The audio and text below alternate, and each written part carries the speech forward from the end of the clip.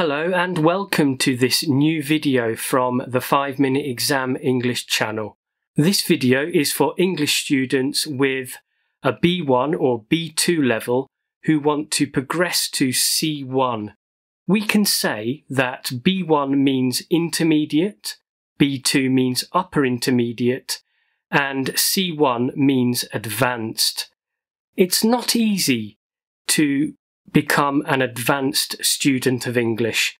Many people quickly reach intermediate, but then they have difficulty making progress. This problem is called the intermediate plateau. To help me explore this important topic, I spoke to two experts on language learning and language teaching. The first person is Paul Nation. He's a professor of applied linguistics, and he's written many books and articles on the best ways to learn and teach languages. The second person is Lindsay Clandfield. He's a teacher and a teacher trainer. He speaks at conferences, and he's written many books for language learners and language teachers. So these are fantastic experts to listen to, and I hope you learn a lot of information when you watch this video. What are the attributes of an advanced language learner? Attribute is a skill or quality that a person has in order to do something. Okay. Well, my main research area is vocabulary, and so I'll answer largely from that perspective. I'm glad that earlier you mentioned the CEFR levels, because that's good, because it provides a definition of what advanced means. From a vocabulary perspective, level C begins, I think, at around 5,000 words. And so that means that what people would call an intermediate learner of English as a foreign language would be someone who knows up to about 5,000 words. And if you want to become an advanced learner, you need at least another 4,000 words to take you to 9,000. Now, in vocabulary studies, we call the words between the 3,000 and the 9,000 the mid-frequency words of English. So the first 3,000 words are the high-frequency words of English. Everybody needs those. They are the goal for people at an elementary level and probably lower intermediate level. But to move from intermediate to advanced, you need to have a much larger vocabulary size. And the minimal vocabulary size is around about 5,000 to 9,000 words. In order to read an unsimplified text, so that means a university textbook or a novel or a newspaper, you need to know around 9,000 words so that you can then have understanding of 98% of the words in those texts. It still means, even with 9,000 words, it still means there's going to be 1 or 2% of the words, that's 1 or 2 out of every 100, or 3 or 4 or 5 words on a page of a book that you don't know. But that's manageable. So even with 9,000 words, there will still be words that you don't know. So the 9,000 word goal is really important for learners who want to be advanced in their knowledge of the language, because advanced learners should be able to deal with unsimplified, normal native speaker texts. To have a conversation, you need somewhere, the upper limit is probably somewhere around about 6,000, which means you can understand what the person is saying to you if they're a native speaker. And you can probably yourself, in terms of production, get away with 2,000 or 3,000, but it's better if you have a vocabulary of about 6,000 words. Would you say it's more important to learn vocabulary over learning grammar? No, I wouldn't say that. because my approach to language teaching methodology is to make sure that there's a balance of learning opportunities. The way I try to make sure there's a balance of learning opportunities is by following a principle called the four strands. And the principle of the four strands simply says that in a well-balanced language course, you should give equal time to each of four strands. And these strands are, number one, learning through listening and reading, so learning through input. And that means doing real reading and real listening where you're really trying to comprehend the messages that are coming to you. Strand number two is learning through output, and that's learning through speaking and writing. And once again, not doing exercises or repetitions after the teacher or anything like that, but really, trying to actually communicate a spoken message to someone, or trying to write a letter or an assignment or something like that. The third strand is the strand of deliberate learning. And the strand of deliberate learning involves giving attention to the language and focusing on learning vocabulary, learning grammar, learning strategies for dealing with difficult texts, doing intensive reading, learning language learning strategies, and so on. So it involves deliberate attention to language features and to strategies and principles.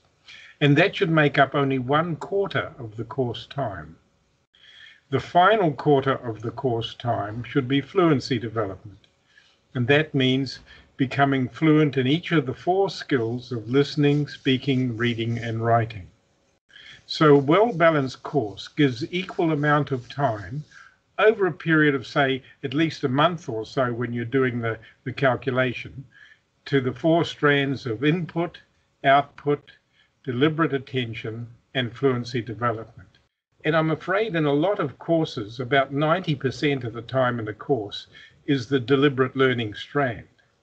And the learners really don't get the opportunity to make true use of the language through input, output, and fluency development. So the number one thing I would look for would be, is there a balance of learning opportunities?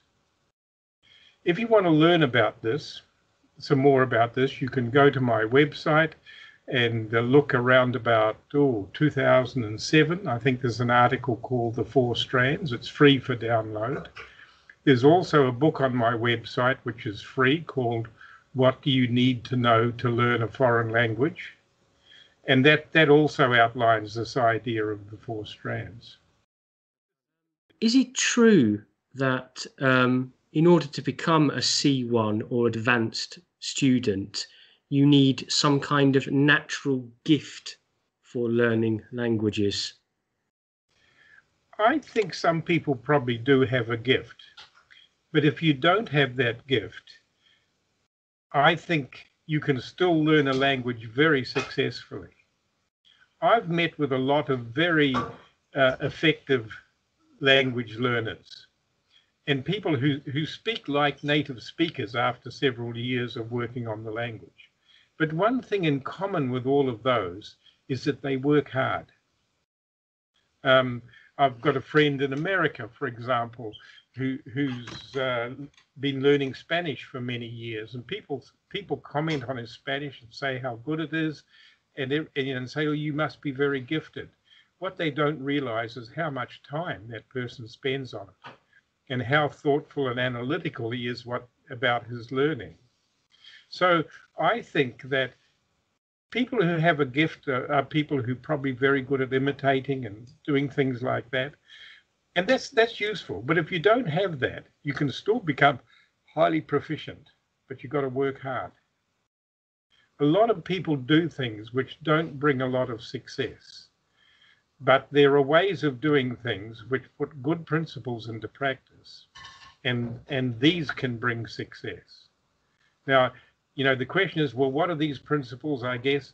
Well, if you look in the booklet, what you need to know to learn a foreign language, I've outlined about half a dozen of the most important ones there, and people can just go there and download that book free and learn about them.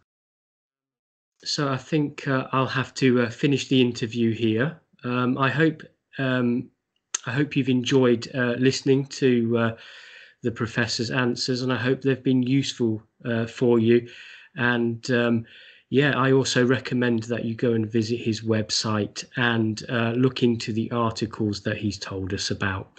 So once again, thank you for talking to us. For me, an advanced level learner is comfortable enough to get by in most situations in the foreign language. So they can make small talk about most things.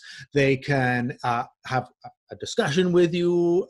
They can understand most of the stuff that you would say to them. They can understand most television shows, radio, podcasts, etc. They can express their ideas without having to reach for it that much, you know. So it's not so much of an effort for them to use the language. When you go from like beginner to elementary, or from elementary to pre-intermediate, it can sometimes go quite quickly with quite a big jump, and which is very satisfying. And it's very sort of like, wow, I'm speaking German, or I can understand this television show, or I finally understand the lyrics to a song. Whereas from intermediate or upper intermediate or higher, you hit that plateau, what they call the intermediate plateau, which is like a long period before those sudden jumps may happen. And where, in fact, you may find, and sometimes you're kind of going back. And so there are various things that will happen at this plateau. So, sometimes it will be that you're receptive, like, so you're listening or your reading is moving quite quickly, and you can do that, but you're frustrated because your speaking and your writing isn't catching up. Another thing that happens is you make what they call fossilized errors. So you're making the same kind of mistakes all the time, and you know that you're making them. This happened to me with Spanish. I knew those mistakes were happening, and I almost stopped caring. And many people, of course, sign up for language courses in a classroom with a teacher. But the problem is, how do you know if you're getting a good lesson? Are there any signs to look out for? I always thought that a good lesson for me as a learner was a lesson that when it came to an end, I would look at my watch and I'd say, is it already over?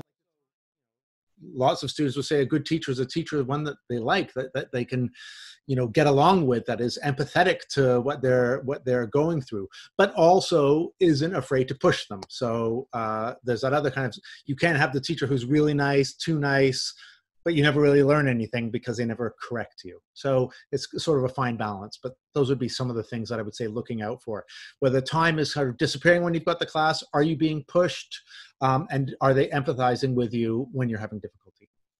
And just one more question, if I may. If there are any English teachers watching this video, what can they do in the classroom to, as you say, push their learners up to C1 or advanced Yeah. level? I mean, here's where I find that, for example, published books and course books become less important or less essential for the higher level teachers. So they'll be often using more authentic stuff. I think one of the things are to push the vocabulary, like get the vocabulary beyond that sort of 3,000 word, for which is okay for intermediate, up to like a 5,000 word limit. So exploring, learning new words, new expressions, synonyms, other ways of saying the same thing, and more importantly, patterns and lexical patterns, using chunks, how words go with other words. So and even more, especially ones which allow language to sound more natural. So chunks that help mark the discourse, you know, things like, as I was saying, or getting back to what I was saying before, and things like that, that make you sound more natural and help buy you time. So that's becoming awareness of those, and then moving to using those as well. So lots of kind of conversation routines, trying to push the student out of the comfort zone of that kind of B1 plateau comfort zone, where I can pretty much say a lot of stuff, but I'm not able to go a bit further. You know, and I always think that more listening, more reading is always good. More exposure always will help. This idea of fossilized errors. Yeah. Are these kind of errors with us forever, or can we overcome them? I think some of them can be overcome. Often they talk about how you will suddenly realize that you've made it, and you'll suddenly be able, or you'll suddenly realize that you're not making that mistake any longer. But that does mean that a teacher or somebody else will have to bring your awareness to it. So the fossilized errors, and there are often ones, I mean, third person as often becomes a fossilized error. Other kind of present perfect aspect stuff becomes fossilized errors. But having your attention brought to them, so noticing them, is one part of getting over that. In fact, that's been written about quite a lot. Schmidt's noticing theory talks a lot about that, like noticing the gap between what you're doing and a higher level. I don't think, for example, just doing gap fills on the fossilized errors is going to help. I think it's because once you're kind of forced to kind of sit down and pay attention to it, you may think, yeah, well, I know this is a mistake, but you're still making it. So you have to become more conscious of how you're speaking and what you're saying. Maybe recording yourself on video or audio, going over those kind of recordings with a teacher, keeping a record of the mistakes that you are often making, and maybe then and only then. Thank you very much for your time, and thank you for your very interesting answers. I'm sure they'll be useful for students and teachers who are watching. Well, thanks very much for having me on. Always a pleasure to join people virtually or in real life when possible. Okay, thanks. Take care.